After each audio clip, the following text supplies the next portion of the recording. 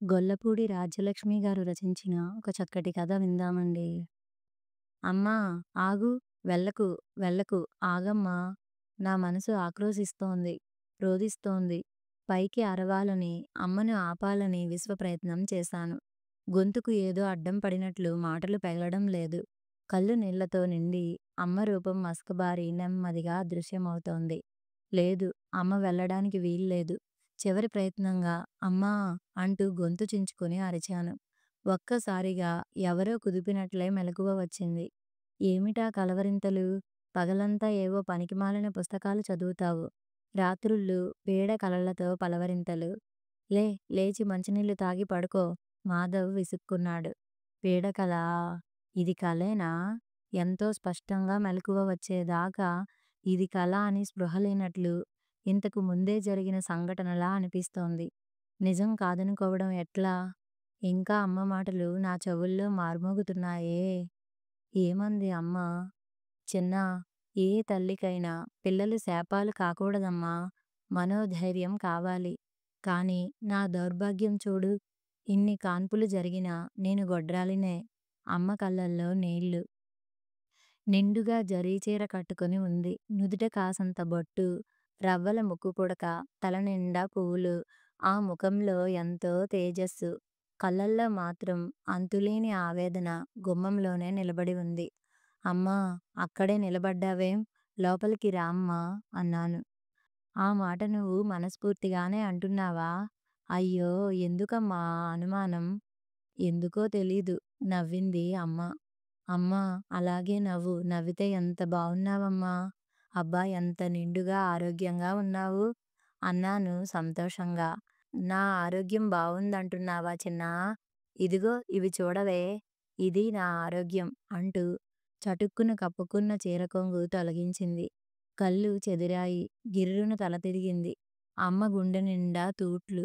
ఆ గాయాల నుండి రక్తం బొట్లు బొట్లుగా కారుతూ భయంకరంగా ఉంది.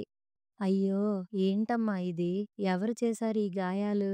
ఆందోళనగా అడిగాను. ఎవరా? మీరు. మీరు చేసిన గాయాలే ఇవి. మీ నలుగురూ చేసిన గాయాలివి.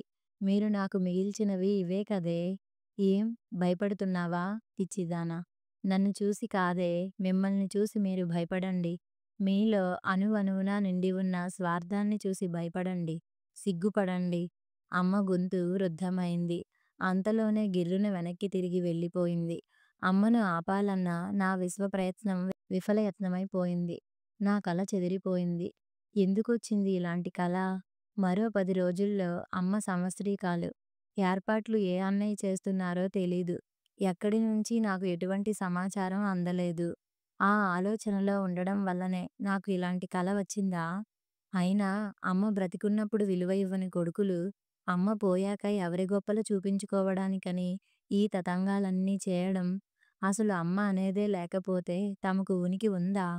అమ్మ ప్రేమని, మమకారాన్ని హక్కుగా పొందడం తప్ప ఆ మమతానురాగాల్ని ఆవిడకు తిరిగి ఇవ్వలేకపోతే ఇంక ఈ పుట్టుకకి, జీవితానికి అర్థం ఏమిటి?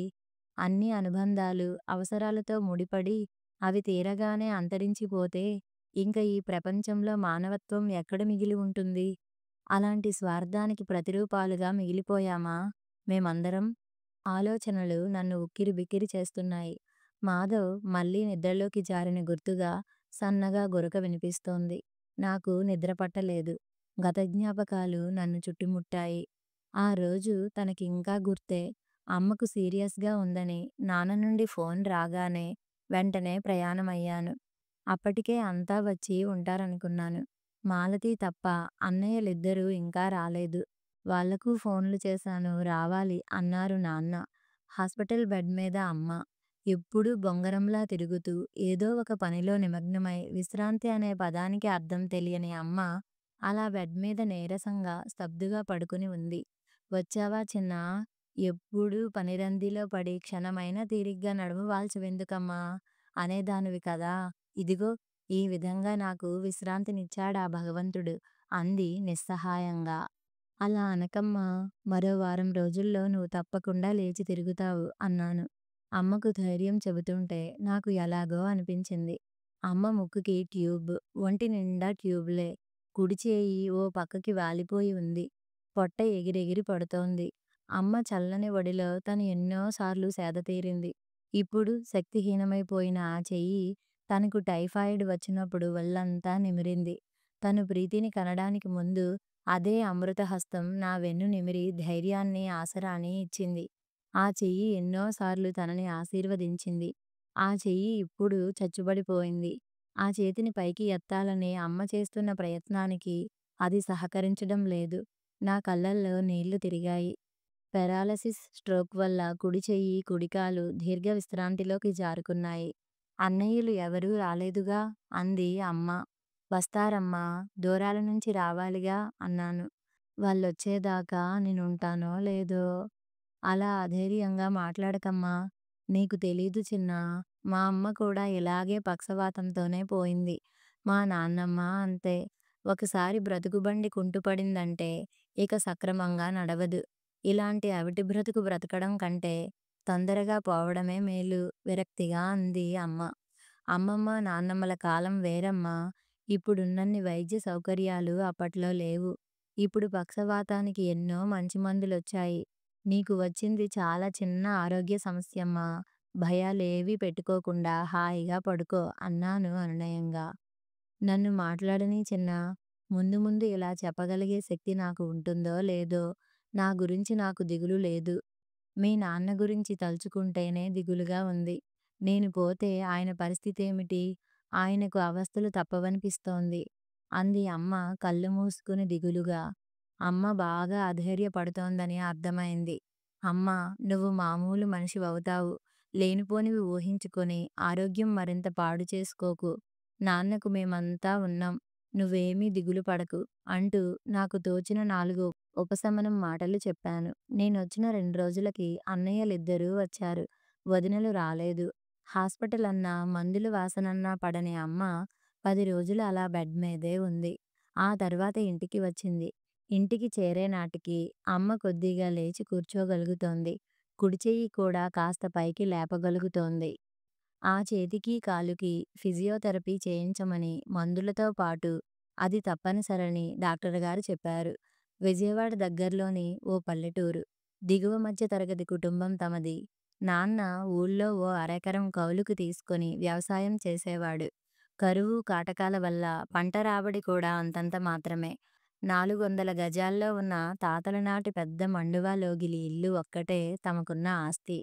200 గజాల్లో ముందు వైపు ఇల్లు కట్టి, వెనక వైపు మిగిలిన 200 గజాల్లో రకరకాల చెట్లు, మొక్కలు వేశారు. ఇంటిల్లిపాదికి కావాల్సిన కూరగాయలు, ఆకుకూరలు, పళ్ళు అన్నీ ఇంట్లోనే పండేవి. మొన్నటి వరకు అతి సామాన్య ధరలున్న తమ పల్లె భూములు రేట్లు విజయవాడలో రాజధాని అవుతోందన్న మాటలతో తారాస్థాయికి చేరుకున్నాయి. భూముల ధరలు బాగా పెరగడంతో ఊళ్ళో ఉన్న ఇల్లు అమ్మి వచ్చిన డబ్బు ఇద్దరికీ చెరిసగం ఇవ్వమని, సిటీలో మంచి ఫ్లాటో, ఇల్లో కొనుక్కుంటామని అమ్మానాన్నల మీద ఈ మధ్య అన్నయ్యలిద్దరూ తరచూ ఒత్తిడి తెస్తున్నారు.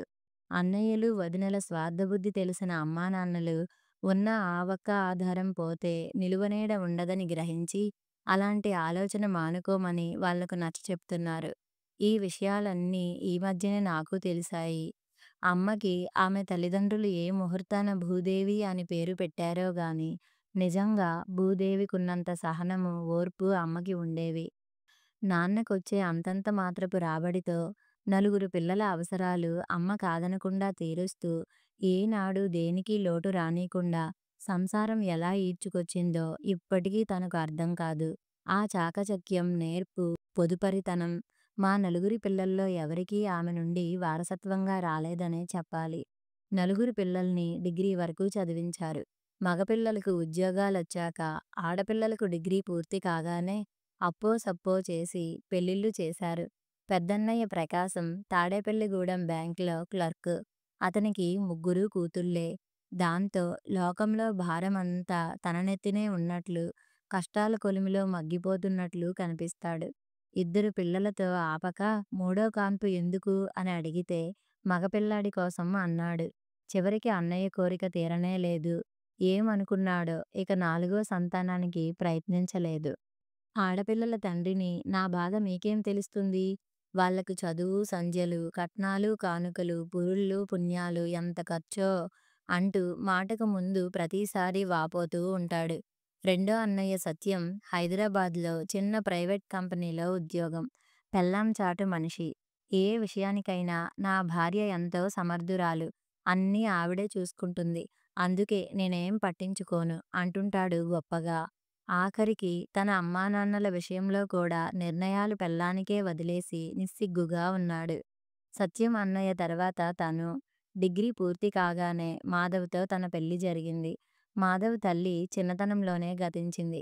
తమ పెళ్లైన కొద్ది రోజులకే ఆయన తండ్రి కూడా క్యాన్సర్‌తో చనిపోయారు. చేస్తున్న ఉద్యోగం మానేసి తన బట్టల వ్యాపారం చూసుకోమని పోయే ముందు మాధవ్ దగ్గర మాట తీసుకున్నారు. తండ్రికిచ్చిన మాట కోసం మాధవ్ ఉద్యోగం వదులుకొని బట్టల వ్యాపారం చేపట్టాడు. వ్యాపార అనుభవం లేకపోవడంతో 2, 3 ఏళ్లకే భారీ నష్టాలొచ్చాయి. చివరి దశలో ఆ వ్యాపారం నిలబెట్టుకోడానికి ఎన్నో అప్పులు చేసినా పరిస్థితి మారలేదు. ఇప్పటికీ అరకొర వ్యాపారం, తలనిండా అప్పులతో సతమతమయ్యే జీవితమే తమది. అందరిలోకి ఆఖరు చెల్లెలు మాలతి. భర్తకు విశాఖపట్నంలో ఉద్యోగం. అక్కడే ఉమ్మడి కుటుంబం. అత్త, మామ, పెళ్లి కావాల్సిన ఆడపడుచు అంతా కలిసే ఉంటారు. అత్తగారి ఆరళ్ళు మాలతికి ఎక్కువే. భర్త కూడా కోపిష్టి. తల్లి నుండి సంక్రమించిన సంస్కారమే ఓర్పుతో ఎలాగో కాపురాన్ని నెట్టుకొస్తోంది మాలతి. హాస్పిటల్ నుంచి ఇంటికి తీసుకొచ్చిన 4 రోజులకు అమ్మ కాస్త తేరుకుంది. మనిషి సాయంతో నిలబడగలుగుతోంది. అమ్మకిప్పుడు బాగానే ఉందిగా, నేను బయలుదేరతాను. ఇప్పుడు మా అవసరమేమీ లేదుగా అన్నాడు సత్యం అన్నయ్య. ప్రకాశం అన్నయ్యది అదే మాట. ఇన్నాళ్ళు మీ అమ్మ కాస్త ఓపిగ్గా ఉంది కాబట్టి అన్నీ సజావుగా జరిగిపోయాయి. ఇక మీదటే కష్టం. చూశారుగా అమ్మ పరిస్థితి అన్నారు నాన్న. ఇట్లాంటప్పుడు నా భార్య ఉండి ఉంటే మంచి సలహా ఇచ్చి ఉండేది అన్నాడు సత్యమన్నయ్య. ఇందులో ఒకరు సలహా ఇవ్వడానికేముందిరా? ఉద్యోగాలు, సంసారాలు వదులుకొని ఇక్కడ ఎన్నాళ్ళుండగలం? వీళ్ళేమో ఇంత ఇల్లు, పొలం వదిలి మనతో రాలేరు. 4 డబ్బులు ఖర్చయినా సరే పర్వాలేదు. ఓ మంచి పనిమనిషిని చూడు అన్నాడు ప్రకాశం అన్నయ్య. ఏ ఒక్కనాడు ఒక్క రూపాయి అయినా అమ్మానాన్నల చేతిలో పెట్టి ఎరుగడు గాని, ఉచిత సలహాలు మాత్రం బోలెడు ఇస్తాడు ప్రకాశం అన్నయ్య. పనిమనిషికి డబ్బులు ఖర్చు పెట్టగల స్థితిలో ఉన్నారా వాళ్ళిప్పుడు? అమ్మ హాస్పిటల్ ఖర్చే తడిసి మోపెడైంది. ఖర్చంతా నాన్నే భరించారు. అదేంటి నాన్నా, మేం ఉన్నాం కదా, నువ్వు ఖర్చు పెట్టడమేమిటి అనగలిగారా? అన్నదమ్ములిద్దరి నోటి నుంచి ఆ మాటే రాలేదు. లోలోపలే బాధపడ్డాను నేను. అన్నయ్యలిద్దరూ ఊళ్ళకెళ్ళిపోయారు. ఇదే కథ. ఇవే పాత్రలు, సంఘటనలు ఎన్నో కుటుంబాల్లో నిరంతరం జరుగుతూనే ఉన్నాయి. నా కుటుంబం, నా బిడ్డలు అనుకుంటూ పిల్లల్ని కని, పెంచి, పోషించి వాళ్ళు వృద్ధిలోకి రావడానికి ఎన్నో సర్దుబాట్లు చేసుకుంటూ బతుకులు ఈడ్చుకురావడం, చివరికి వాళ్ళు రెక్కలొచ్చి ఎగిరిపోవడం, ఆ పిల్లల్నే చూస్తూ భార్యాభర్తలిద్దరూ జంట పక్షుల్లా గూటిలో ఒంటరిగా మిగిలిపోవడం, మీదపడిన వృద్ధాప్యం, ఆత్మీయుల్లా అంటిపెట్టుకు తిరిగే అనారోగ్యం, ఎక్కడ మూలబడతామోనన్న భయంతో ఆసరా, ఆదరణ కరువై కొందరు ఏ వృద్ధాశ్రమంలోనో చేరడం, చరిత్ర నిత్య నూతనంగా ఇలాగే సాగుతోంది. ఇప్పుడు ఈ అనుభవం మా అమ్మానాన్నలు కూడా ఎదుర్కోబోతున్నారా? ఆవేదనతో కుమిలిపోయాను. ఎప్పుడొస్తున్నావ్? ఇక్కడ మా అమ్మకు ఒంట్లో బాలేదు. మాలతి భర్త ఫోన్ల మీద ఫోన్లు చేస్తున్నాడు. దాంతో మాలతి కూడా వెళ్ళిపోయింది. ఇక మిగిలింది నేనొక్కదాన్నే. మాధవ్‌తో నాకు ఏ సమస్య లేదు. కానీ 4 ఏళ్ల కూతురు ప్రీతిని వదిలి వచ్చేసి ఇప్పటికి 20 రోజులైపోయింది. ఇక్కడ ఉండి పోనూ లేను, అమ్మను వదిలి వెళ్ళలేను. అడకత్తెరలో కోకచెక్కలా ఉన్న నా పరిస్థితి చూసి నాకు బాగానే ఉంది కదమ్మా! నాన్న తోడుగా ఉన్నారుగా! నా గురించి దిగులు పడకు. నువ్వు వెళ్ళు చిన్నా! అక్కడ మాధవ్ ఒక్కడే పిల్లతో ఇబ్బంది పడుతున్నాడు అంది అమ్మ. నాలో ఏదో అపరాధ భావం. అమ్మ కంటే తన సంసారానికే ఎక్కువ ప్రాధాన్యతనివ్వాల్సి వస్తున్నందుకేనా నాలో ఈ అపరాధ భావన? ఎందుకీ ఫీలింగ్? అలాగని ఎన్నాళ్ళిక్కడ ఉండిపోగలను?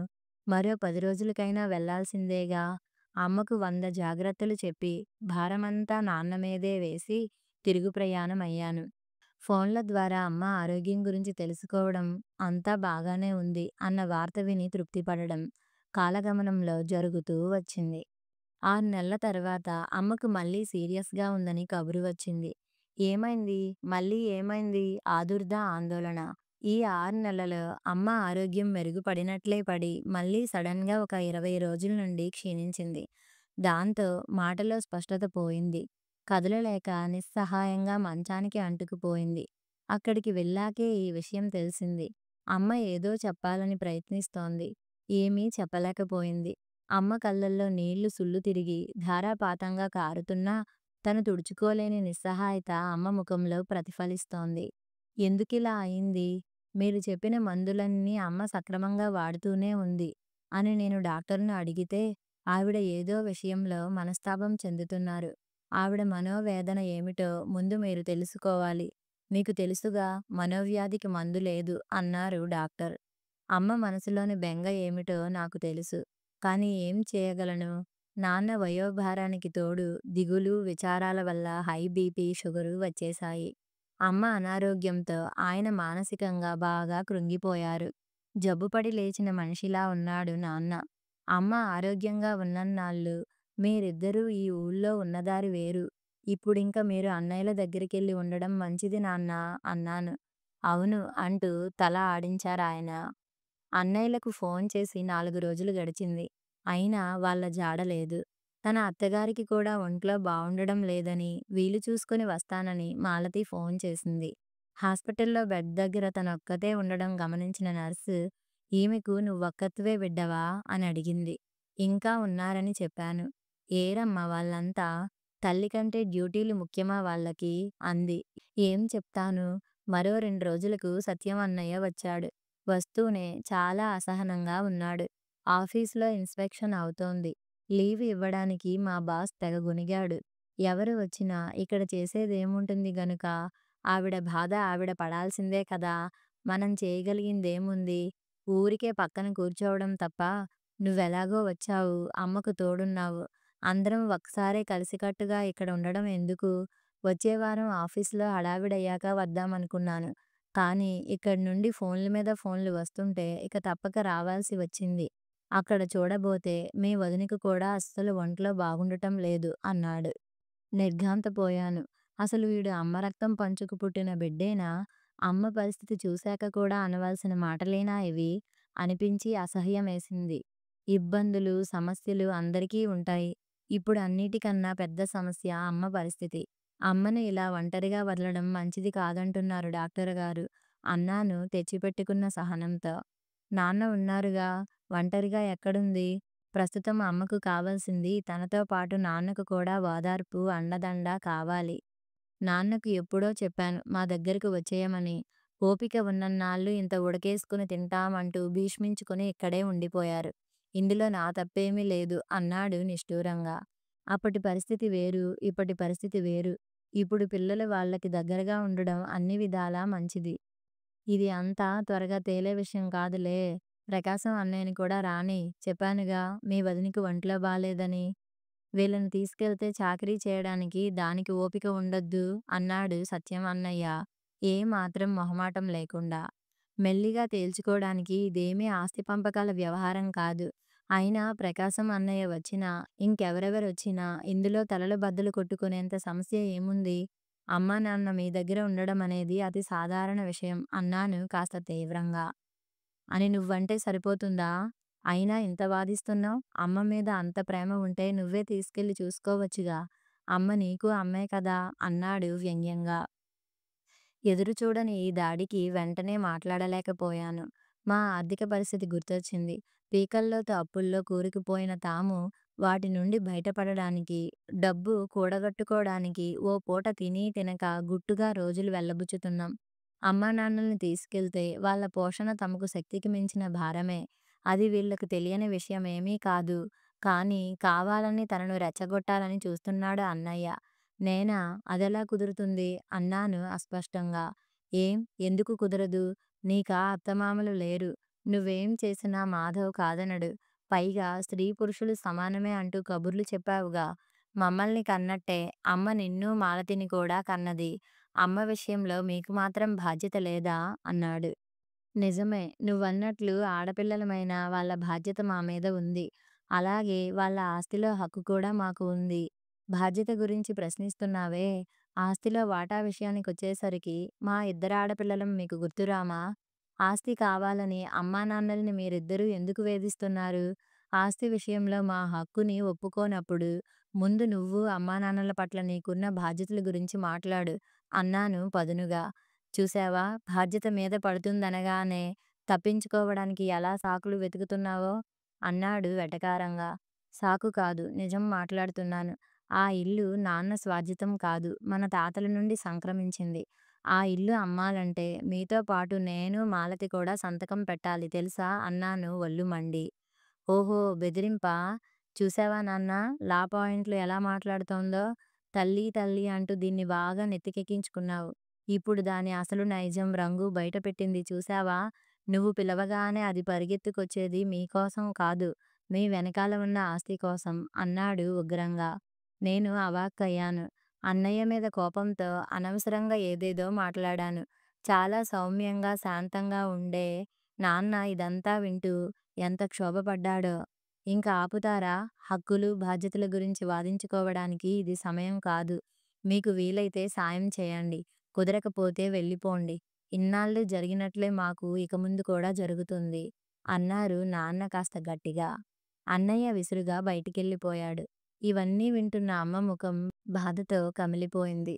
నాన్నా, అన్నయ్య బాధ్యతారాహిత్యమైన మాటలకు కోపం వచ్చి ఏదో 4 మాటలన్నాను గాని, నిజంగా నాకు ఆస్తులు, వాటాలు అక్కర్లేదు నాన్నా. నాకెప్పుడూ వాటి మీద ఆశ లేదు. నన్ను నమ్ము నాన్నా అన్నాను గొంతు దుఃఖంతో పూడుకుపోతుండగా. నువ్వెలాంటి దానివో నాకు తెలుసు తల్లీ. వాడి మాటలేమీ మనసులో పెట్టుకోకు. కొడిగట్టిన దీపాల్లాంటి మా గురించి మీరు మనస్పర్ధలు పెంచుకోవద్దు. మీరు నలుగురూ సఖ్యంగా ఉంటేనే మాకు సంతృప్తి అన్నారు నాన్న చెమ్మగిల్లిన కళ్ళతో. 2 రోజులు గడిచినా నేనింకా సత్యమన్నయ్య మాటల ప్రభావం నుంచి తేరుకోలేదు.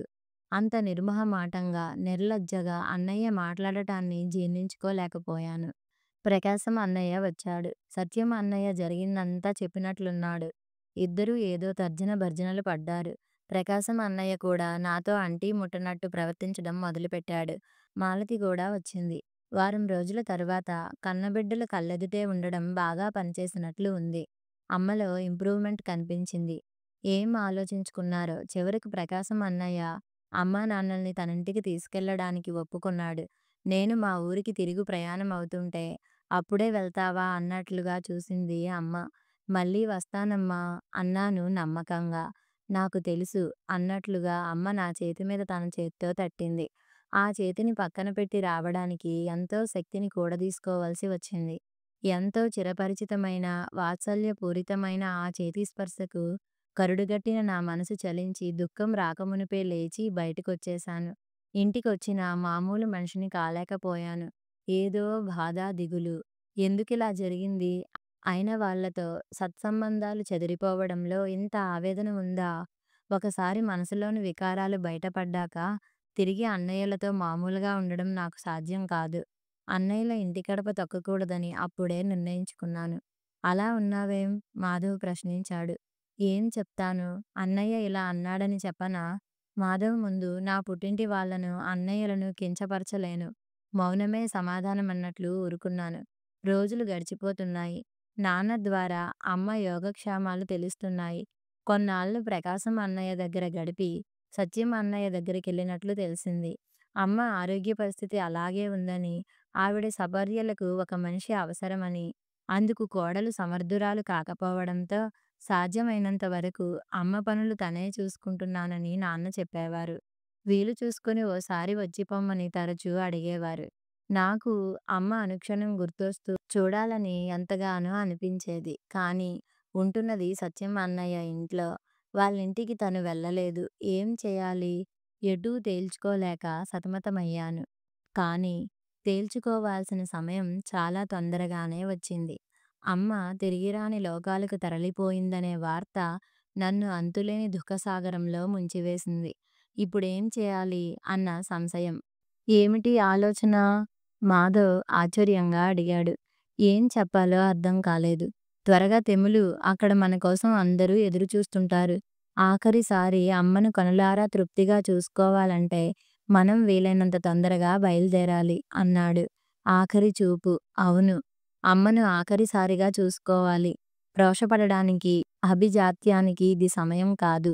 అన్ని సంశయాలు పక్కన పెట్టి కదిలాను. ప్రశాంతంగా పడుకుని ఉంది అమ్మ. దీర్ఘనిద్ర అంటే ఇదేగా. అరిచినా, ఏడ్చినా, మొత్తుకున్నా వినిపించని నిద్ర. అంత్యక్రియలు యథావిధిగా జరిగాయి. అన్నయ్యలు నాతో చాలా ముభావంగా ఉన్నారు. మాలతి అమ్మ మాటల్ని, చేతల్ని గుర్తుచేసుకుంటూ నన్ను పట్టుకుని పొగిలి పొగిలి ఏడ్చింది. మొదటి నుండి మాలతి మెతకది. అన్నయ్యలు దాన్ని ఎంత చులకన చేసి మాట్లాడినా ఎదురు తిరగకుండా పోనీలే అన్నయ్యలే కదా అని సర్దుకుపోతుంది. నేనలా కాదు. మాట అంటే పడను. ఊరుకో మాలతీ, ఎంత ఏడ్చినా అమ్మ తిరిగొస్తుందా? ఒక విధంగా అమ్మ ఈ నరకబాధ నుండి విముక్తి పొంది సుఖపడిందనుకోవాలి. మనకింక అమ్మ ఓ జ్ఞాపకం మాత్రమే అన్నాను రుద్ధంగా. అవును. అమ్మ తిరిగి రాదు. మనందరి మీద అలిగి వెళ్ళిపోయింది. అక్కా, నీకిది తెలుసా? అమ్మ చివరి రోజుల్లో అన్నయ్యలిద్దరూ అమ్మను చూసుకునే విషయంలో గొడవ పడ్డారట. అమ్మకు సేవలు చేయడం, నాన్న అవసరాలు చూడడం తమ వల్ల కాదని వదినలు తెగేసి చెప్పారుట. అందరూ కలిసి అమ్మ బాధ్యత పూర్తిగా నాన్న మీద వదిలేశారు. నాన్నకు బాగా ఓపిక తగ్గిపోయింది. అమ్మను నిరంతరం కనిపెట్టుకుని ఉండడం ఆయనకు శక్తికి మించిన పనైపోయింది. చనిపోయే ముందు అమ్మ సత్యమన్నయ్య ఇంట్లో బాత్రూంలో జారి పడిందట. మెడ ఎముక విరిగి కదలలేని స్థితిలో ఉన్న అమ్మను నాన్న లేపలేక పక్కంటి వారి సహాయంతో పైకి లేపి హాస్పిటల్లో జాయిన్ చేశారుట. ఆ సమయంలో అన్నయ్య, వదిన, పిల్లలు ఇంట్లో లేరట. సినిమాకెళ్లారుట. అప్పటికే వాళ్ళ ప్రవర్తనతో విసిగిపోయిన నాన్న వాళ్లకు వెంటనే కబురు పంపలేదు. హాస్పిటల్లో చేర్చిన కొద్ది గంటలకే అమ్మ తుదిశ్వాస విడిచింది. చివరి క్షణాల్లో అమ్మ అందరూ ఉండి ఎవరూ లేని అనాథలా అంటూ మాలతి రోదించసాగింది. నా చెవులను నేనే నమ్మలేకపోయాను. ఇంత జరిగిందా? నాన్న చెప్పలేదే తనకు? జరుగుతున్న పరిణామాలతో ఆయనకు పిల్లలందరిపైన నమ్మకం పోయిందా? మనసు మెలిపెట్టినట్లయింది. 12వ రోజు కార్యక్రమం తర్వాత తిరిగి తనింటికి వెళ్లే ముందు అమ్మ ఎంతో ఇష్టంగా ఎప్పుడూ కట్టుకునే ఒక నేత చీర మాత్రం తీసుకుని నగలు మాలతీకి, అన్నయ్యలకు వదిలేసి వచ్చాను. ఇంటికొచ్చినా మనసు ప్రశాంతపడలేదు. చాలా రోజుల నుంచి చూస్తున్నాను. ఎందుకలా ఉంటున్నావ్? అన్నగారిళ్ళకు వెళ్ళాక మీ అమ్మకు బాగుండడం లేదని తెలిసినా ఫోన్లు తప్ప చూడడానికి ఒక్కసారైనా వెళ్ళలేదు. మొన్న వెళ్ళినప్పుడు కూడా వాళ్ళతో అంటీ ముట్టనట్లు ఉన్నావ్. మీ మధ్య ఏదో జరిగింది. నాతో చెప్పకూడదా? అని నిలదీశాడు మాధవ్.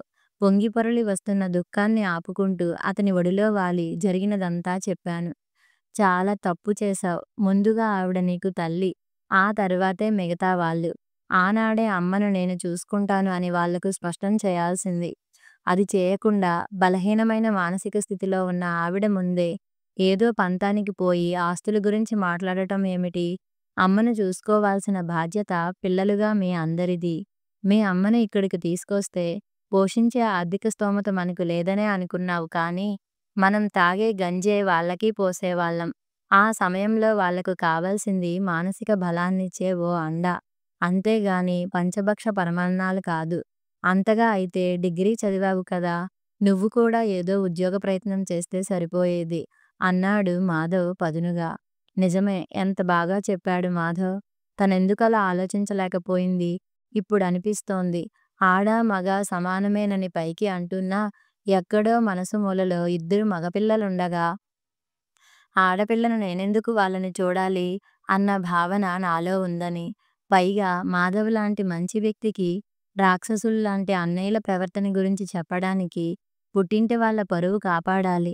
అన్నయ్యల గురించి చెడు చెప్పకూడదు అనే అర్థం లేని భేషజాలకు పోయాను. నా అపరాధానికి ప్రాయశ్చిత్తం లేదు. కరువు తీరా ఏడ్చాను. గతంలో నుండి బయటకొచ్చాను. అప్పుడే అమ్మ పోయి సంవత్సరం అవుతోంది. అప్పుడప్పుడు అమ్మ కలలో కనిపిస్తున్నా ఇంత బాధాకరంగా ఎప్పుడూ కనిపించలేదు. బహుశా నిన్న మాలతి ఫోన్లో చెప్పిన విషయం ఈ కల రావడానికి ప్రేరణ కావచ్చు. ఏమంది మాలతి? నాన్న ఆరోగ్యం అస్సలు బావుండడం లేదక్కా. దానికి తోడు అన్నయ్యల ప్రవర్తన మరీ ఘోరంగా ఉంది. ఊళ్ళో ఉన్న ఇల్లు అమ్మి తమ వాటాలు తమకిమ్మని ఒత్తిడి తెస్తున్నారుట. పోనీ అలా చేస్తే నాన్నను బాగా చూసుకుంటారా అంటే అదీ లేదు. నాన్నను ఓల్డేజ్ హోంలో జాయిన్ చేస్తారట అంది. అవునా! నాన్న నాకెప్పుడూ ఇవన్నీ చెప్పలేదేం అన్నాను ఆక్రోశంగా. అక్కా! నువ్వంటే నాన్నకు చాలా ఇష్టం. నువ్వు అచ్చు తన తల్లి పోలికలతో ఉన్నావని, నీకు నాన్నమ్మ పేరే పెట్టి, నీలో తన తల్లిని చూసుకుంటున్నాడు. మా అందరికంటే నిన్నే ఎక్కువ ముద్దు చేసేవాడు గుర్తుందా? నిన్ను బాధపెట్టడం ఇష్టం లేక, నాన్న నీకీ విషయం చెప్పి ఉండడు. ఒక్కసారి వెళ్ళి నాన్నను చూసిరా అక్కా! నిన్ను చూస్తే తన తల్లిని చూసినంత ఆనందపడిపోతాడాయన. అన్నయ్యలు ఏదో అన్నారని వాళ్ళ మీద కోపం నాన్న మీద చూపిస్తావా? నాన్న కంటికి కనబడకుండా ఆయనకు శిక్ష విధిస్తావా? ఆలోచించు అంది వేడుకోలుగా మాలతి. అవును. మాలతి మాటల్లో ఎంతో నిజముంది. నాన్నకు నేనంటే ప్రాణం. ఆలోచనల్లో మునిగిపోయిన నేను నిద్రలో ప్రీతి ఏదో కలవరిస్తుండడంతో ఉలిక్కిపడ్డాను. చప్పున దాన్ని ఒళ్ళోకి తీసుకొని చెదిరిన జుట్టు సవరించి, ప్రీతి మమ్మల్నిద్దరినీ కనిపెట్టుకుని ఉంటుందా? నాలాగే ప్రవర్తించి తన స్వార్థం తాను చూసుకుంటుందా? మొగుడు ఒప్పుకోవడం లేదనో, అత్తగారు సాధిస్తోందనో, ఆడపిల్ల ఏం చెప్పి బాధ్యతల నుండి కంఫర్టబుల్‌గా తప్పించుకోగలదో అవే చెప్పి తప్పించుకుంటుందా? ఒక్కసారిగా నా వెన్ను జలతరించింది. లేదు, అలా జరగదు. జరగనియ్యను. నాన్నను నా దగ్గరకు తీసుకొచ్చి కడదాకా నా దగ్గరే ఉంచుకొని, తల్లిదండ్రుల విషయంలో ఆడపిల్లైనా ఎలా ప్రవర్తించాలన్న విషయంలో నా కూతురికి ఆదర్శంగా నిలబడతాను. అమ్మ విషయంలో నేను చేసిన తప్పుకు ప్రాయశ్చిత్తంగా నాన్నను ప్రాణప్రదంగా చూసుకుంటాను. ప్రీతిని దిండు మీదకు జరిపి బీరువాలో భద్రంగా దాచుకున్న అమ్మ చీర తీసి మంచంపై దాన్ని పరిచి దానిమీద పడుకున్నాను. ఒకప్పుడు అమ్మ ఒంటి మీద మసిలిన ఆ చీర అమ్మలా నన్ను తన ఒడిలోకి తీసుకొని సేద తీర్చింది. హాయైన అనుభూతి కలిగించింది. అమ్మా! నన్ను క్షమించు. అవివేకంతో అవకాశం వచ్చినా నిన్ను దూరం చేసుకుని చాలా తప్పు చేశాను. దానికి బదులుగా నీ ప్రాణానికి ప్రాణమైన నాన్నను నా ప్రాణంతో సమానంగా కన్న తల్లిలా చూసుకుంటాను. నీ మీద ఒట్టు. నాలో తన తల్లిని చూసుకునే నాన్నను పసిపిల్లాడిలా చూసుకుంటూ అమ్మఒడి ఇచ్చే ఆసరా, ఆలంబనను ఆయనకు మరోసారి చవిచూపిస్తాను అనుకున్నాను దృఢంగా. కథ సమాప్తం.